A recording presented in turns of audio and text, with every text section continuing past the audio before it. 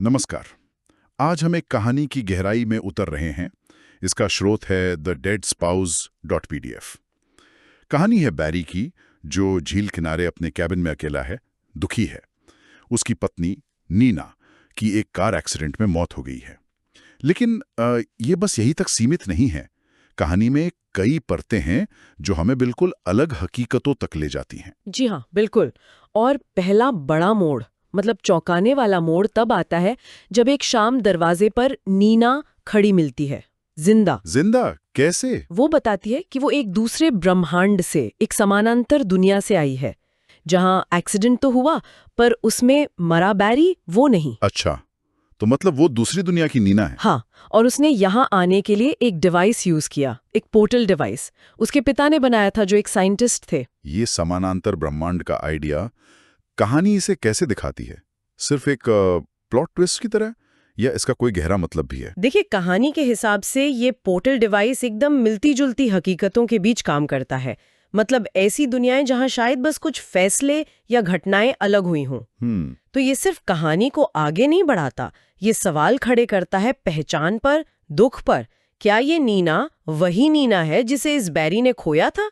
ये एक बड़ा सवाल बन जाता है। सही बात है। और शुरुआत में तो लगता है कि शायद उन्हें एक दूसरा मौका मिला है। ये बैरी और ये पहली नीना कुछ खुशहाल महीने साथ बिताते हैं, जैसे खोया हुआ वक्त वापस पाने की कोशिश कर रहे हो। हाँ, एक तरह का अधूरापन भरने की कोशिश। लेकिन फिर कहानी एक और बिल्कुल ही अप्रत्याशित मोड़ लेती है। क्या होता है? एक और बैरी आ जाता है दरवाजे पर। हाँ। बिल्कुल इसी बैरी जैसा, और वो भी अपनी नीना को खो चुका है। वो भी एक पोर्टल डिवाइस से आया है। अरे बाप रे, मतलब दोहराव। एक ही कहानी अलग अलग ब्रह्मांडों में। हाँ, ये कहानी में एक पैटर्न दिखाता है। क्या ये महज इत्तेफाक है, या कहानी ये बता रही है कि कुछ भावनाएं, जैसे दुख या साथ की जरूरत, ये इतनी ताकतवर होती है कि अलग अलग हकीकतों में भी होती हैं। दिलचस्प है। तो अब दो बैरी हैं और एक नीना। पहली वाली नीना क्या करती है? वो एक हल निकालने की कोशिश करती है। कैसा हल? वो अपने पोर्टल डिवाइस से इस दूसरे बैरी को एक और तीसरे समानांतर ब्रह्मांड में भेज देती है। क्यों? जहां की नीना ने भी अपना बैरी खो दिया है। उसका इरादा शायद ये था कि दो अकेले लोगों को साथ मिल जाए। अच्छा, मतलब एक तरह से मैच मेकिंग, पर यूनिवर्स लेवल पे। हाँ, कुछ वैसा ही। ऊपर से देखो तो लगता है कि हमदर्दी में किया गया काम है, लेकिन ये दूसरों की जिंदगियों में, या कहें नियति में दखल देने जैसा भी है, भले ही इरादा नेक हो। और कहानी शायद यही दिखा रही है कि ऐसी दखलंदाजी के नतीजे वो अनचाहे हो सकते हैं। और नतीजे यहाँ तो वाकई भयानक होते हैं, क्योंकि कुछ हफ्तों बाद क्या होता है? वही नीना जिसे दूसरे बैरी के पास भेजा गया था, मतलब तीसरी नीना कह सकते हैं, वो वापस आती है। वापस? क्यों? बिल्कुल बदहवास हालत में, रोते हुए बताती है कि उसका बैरी, वो दूसरा वाला, वो फिर से एक एक्सीडेंट में मारा गया। ओहो, मतलब उसे 2 बार ये सदमा लगा। हाँ, और यहीं से कहानी का टोन एकदम बदल जाता है। हाँ, ये बहुत दुखद लगता है, पर कहानी यहाँ से अपने सबसे अंधेरे कोने में मुड़ जाती है। ये सिर्फ दुख की कहानी नहीं रहती अब। बिल्कुल, क्योंकि अगली सुबह क्या होता है? पहला बैरी, हमारा ओरिजिनल बैरी, वो अपनी केबिन में मरा हुआ मिलता है, खून बह रहा है। और दरवाजे पे खड़ी है वो तीसरी नीना, हाथ में चाकू और चेहरे पे एक अजीब सी मुस्कान। बाप रे। यहीं पर सबसे बड़ा खुलासा होता है। हाँ, यही स्रोत बताता है कि ये तीसरी नीना वो दुखी औरत नहीं है जो लग रही थी। असल में वो एक सीरियल किलर है, किसी पागल खाने से भागी हुई। क्या? जी हाँ, उसने अपनी यूनिवर्स के बैरी को मारा था क्योंकि उसने धोखा दिया था और उसे मारने में मजा आया।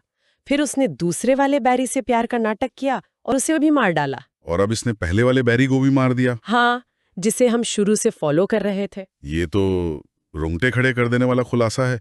जो किरदार सहानुभूति जगा रहा था, वो एकदम से विलेन बन गया। बिल्कुल, कहानी का पूरा नैरेटिव पलट जाता है। तो अब क्या होता है? 2 नीना बची हैं, पहली वाली और ये किलर। उनके बीच टकराव होता है, एक भयानक लड़ाई, मासूम नीना और killer Neena.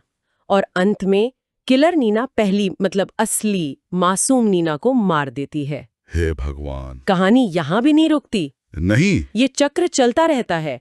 Killer Neena portal device उठाती है और एक नए ब्रह्मांड में चली जाती है, शायद नए शिकार की तलाश में। और वहां कहानी एक और, मतलब बहुत ही अजीब, विडंबना भरा मोड़ लेती है। वो क्या? उस नए ब्रह्मांड का जो बैरी है जिसे वो अपना अगला शिकार समझ रही थी, वो खुद एक सीरियल किलर निकलता है। अच्छा। और इससे पहले कि वो नीना कुछ कर पाए, वो बैरी उसे मार देता है। तो हत्यारा खुद शिकार बन गया। क्या अब ये चक्र रुकता है? नहीं, स्रोत का अंत यही इशारा करता है कि ये जारी रहता है।